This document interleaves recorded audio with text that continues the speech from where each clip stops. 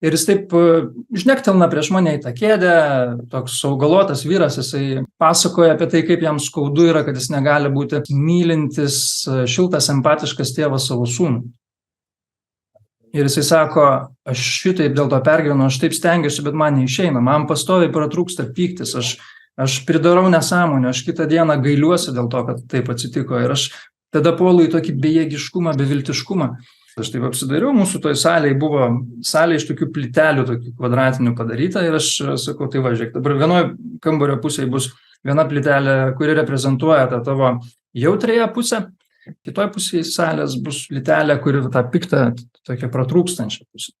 Ir aš sakau, tai dabar naik į jas atsistok ir tarp jų pasivaikščiok, pažiūrėk, kaip jautiesi. Atsistojęs į tas plyteles, jisai atpažino labai aiškiai jausmus. Toj bejėgiškumo pusėje jisai jautė tokį šaltį, savigraužą, gailestį savo, liūdesys apėmė, bejėgiškumas. Ir tada kitoj pusėje buvo toks karštis, chaotiškas protas, pyktis, įniršis. Jam labai aiškiai pasijuto, tai nes jis ten labai daug kartų buvęs. Tada aš sakau, tai dabar pabandyk, kad taip lėtai pereiti tas 6 plyteles tarp tų dviejų ekstremumų, kad pajaustum, o tai kaip, kas yra tarp jų. Ir jisai eina ir sako, žinok, nieko, absoliučiai nieko nejaučiu.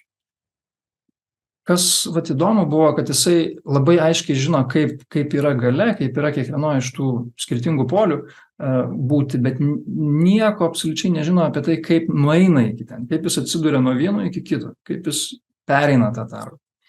O vat Juozas po to, jisai išėjo su tokia viltimi, jisai pamatė, kad, tai va, žiūrėk, aš turiu šitos 2 ekstremus, kuriuose gyvenu, bet aš neįsivaizduoju, kaip juos sujungti. Tai tokia viltis atsirado su tokiu noru patyrinėti, kaip jisai nueina iš vienos pusės į kitą.